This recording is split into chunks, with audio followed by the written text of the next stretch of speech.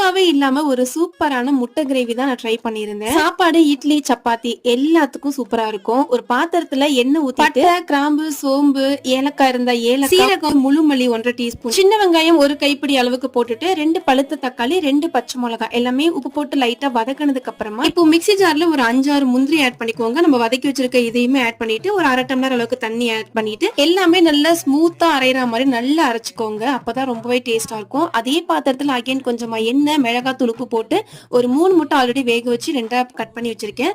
அதனால 2 பக்கமும் ஒரு 2 to 3 மினிட்ஸ்க்கு மீடியமான ஹீட்ல இந்த மாதிரி வதக்கி ஓரமா வச்சுக்கோங்க. இப்போ நம்ம ஆல்ரெடி அரைச்சு வச்சிருக்க இந்த கிரேவி கூடவே கொஞ்சமா தண்ணி தேவைப்படுற அளவுக்கு ஊத்திட்டு நல்லா கொதி வர விட்டுட்டு மஞ்சத்தூள், கறி மசால் தூள் ஆப்ஷனல் தான். ரொம்ப கறி குழம்பு மாதிரி டேஸ்ட் வேணும்னா அதை ஆட் பண்ணிட்டு நல்லா கொதி வந்ததுக்கு அப்புறம் கடைசியா கொஞ்சமா வெல்லம் சேர்த்திட்டு உப்பெல்லாம் தேவைப்படுற அளவு போட்டுட்டு இப்போ முட்டை ஆட் பண்ணி ஒரு கொதி வந்ததுக்கு அப்புறம் அடுப்பு ஆஃப் பண்ணிட்டு ஷேர் பண்ணி சாப்பிட்டு பாருங்க. ரொம்ப டேஸ்டா இருக்கும். மறக்காம லைக் பண்ணிட்டு போங்க.